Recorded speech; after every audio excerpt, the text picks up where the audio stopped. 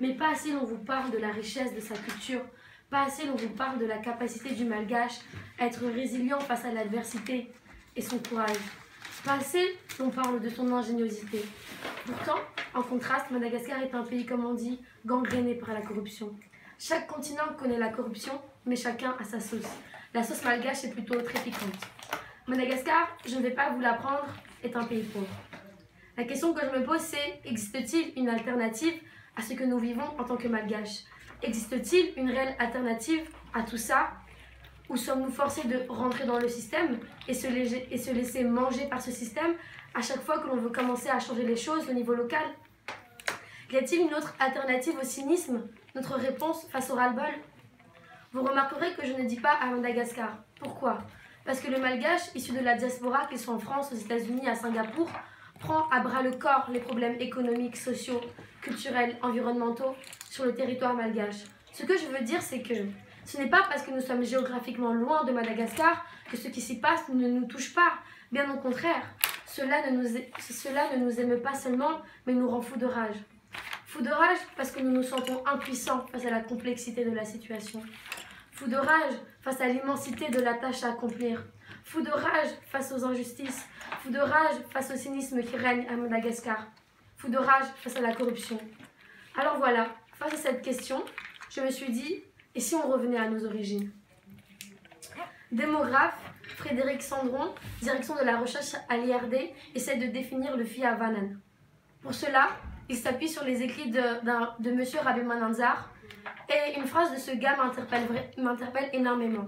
Pour lui, cette définition du Fiavanen, c'est ça, je vous le cite. On était solidaires parce qu'on se réclamait de la même lignée. On était solidaires en raison du voisinage et de la proximité. Face aux périls et aux nécessités, l'aide mutuelle s'exerçait spontanément dans de nombreux domaines et de nombreuses circonstances. On était ensemble pour le travail des rizières, pour l'entretien des terres, des personnes malades ou absentes. On était ensemble pour réparer ou construire les tombeaux. On portait secours aux vieillards, aux infirmes, aux souffrants. En cas de décès, c'était la communauté qui se chargeait de tout. Dans le contrat social, on était les uns pour les autres. Je ne sais pas pour vous, mais moi je trouve qu'on a vraiment une belle culture quand même. Aujourd'hui, cette recherche, elle met en évidence que le Fiavanen a changé et que le lien social qui nous unissait, tel décrit par Rabemananzar, est devenu une simple entraide davantage symbolique et non plus au centre de la production économique comme auparavant. Et moi, je crois que le malgache a vraiment perdu sa culture. Il a oublié son histoire, noyé entre colonisation, décolonisation, dictature, dictature déguisée en régime présidentiel et néocolonialisme. Dictature, oui, je fais référence à M. Didier Rattirac, qui a tué des centaines de personnes. Mais son parti Arema existe encore aujourd'hui. Moi, perso, ça me révolte, et c'est scandaleux. Le parti d'un meurtrier existe encore aujourd'hui, encore s'il avait changé de nom, mais ce n'est même pas le cas. Dictature déguisée en régime présidentiel. Oui, je parle de M. Eradzonar Mapian, qui arrive quand même à concentrer les trois pouvoirs exécutifs, législatifs et judiciaires entre ses mains.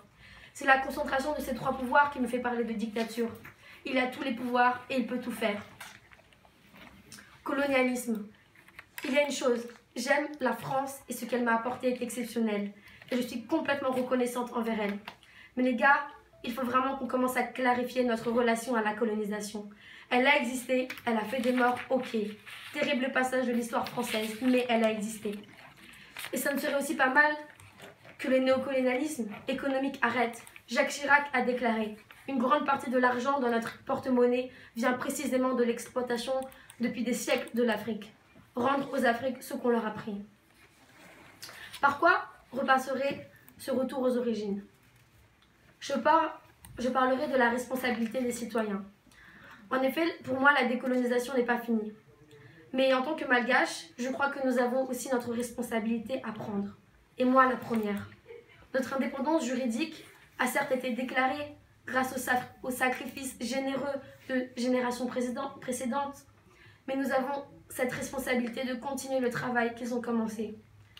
Nous devons acquérir notre indépendance non seulement économique, sociale, mais surtout culturelle. On pourrait presque parler de perte d'identité du malgache. Je ne dis pas ça dans une perspective de repli identitaire. Je dis cela parce qu'on apprenait encore aux générations de nos parents que leurs ancêtres étaient les Gaulois. Aberrant, non? Sachant que le peuple malgache s'est construit par plusieurs vagues d'immigration indonésienne et de l'Afrique noire. Tout le processus de colonisation a été de faire oublier aux Malgaches son histoire. Et dans le processus de décolonisation, l'enseignement de l'histoire malgache a été partiel, voire absent pour certains. Et quand je parle de ça, moi la première, je ne connais pas l'histoire de mon pays, je ne connais pas assez l'histoire de mon pays. C'est pour ça qu'en ce moment, je lis un livre passionnant sur l'apport des successions royales mernes sur la politique. C'est un livre de Einar Azaverson et je vous le conseille vraiment, il est super. Je ne l'ai pas encore fini et ce sera l'objet de futures chroniques. Je ne réapprends pas en ce moment, mais j'apprends pour la première fois. Et c'est pour ça que je parlerai de devoir de mémoire. Tout à l'heure, j'ai parlé un peu de Didier Ratsiraka. Pourquoi je vous parle de lui? Parce que ce matin, alors que je faisais des recherches sur les partis politiques à Madagascar, j'ai voulu m'intéresser à Didier Ratsiraka. Parce que, depuis que je suis petite, on me répète que ce gars est un meurtrier, un dictateur. En grandissant, j'ai petit à petit commencé à remettre en cause ces dires. Parce que je n'avais pas vu de preuves. Parce que Didier Ratsiraka a l'air encore présent sur la scène politique à Madagascar à travers son parti. Parce que j'ai commencé à entendre moins sur lui. Pour moi, c'est bizarre qu'un homme comme ça peut encore avoir une audience. Et c'est pour ça que j'ai remis en question en fait tout ce qu'on m'a dit de mal sur lui. C'est comme si tout le mal qu'il avait fait a été oublié par une partie de la population. Et ce matin, en faisant mes recherches, je suis tombée sur cette vidéo horrible du 10 août 1991. Pour certains, vous vous rappelez de cette date au moment où je vous le dis. Pour d'autres, vous n'avez jamais entendu parler de cette date ou sans doute vous avez oublié. Ce 10 août 1991, où Ratsiraka donne l'ordre de tirer sur de simples militants pacifistes. Des militants qui voulaient accéder au palais de Yavlou pour procéder à des négociations. C'est le choc pour moi et je me rends compte à quel point il y a un réel devoir de mémoire. Nous avons ce devoir de mettre en œuvre tout ce que nous pouvons pour transmettre l'histoire, afin que l'on puisse apprendre des erreurs de l'histoire. Et à travers ça, ce devoir de mémoire, il y a bien une responsabilisation des citoyens. Ce devoir de mémoire que nous avons entre les mains me fait penser à une chose, le rôle de la société civile. La société civile, c'est nous, c'est le médecin, l'enseignante, le prof de sport, l'architecte, l'expert comptable, l'entrepreneur, la chroniqueuse radio. Même si c'est la société civile, même si la société civile est un concept peu exploré dans les sciences sociales, au niveau pratique, elle est pertinente.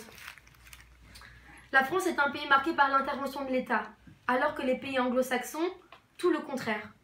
Leur tradition a toujours été marquée par une forte mobilisation de la société civile et très peu de l'État.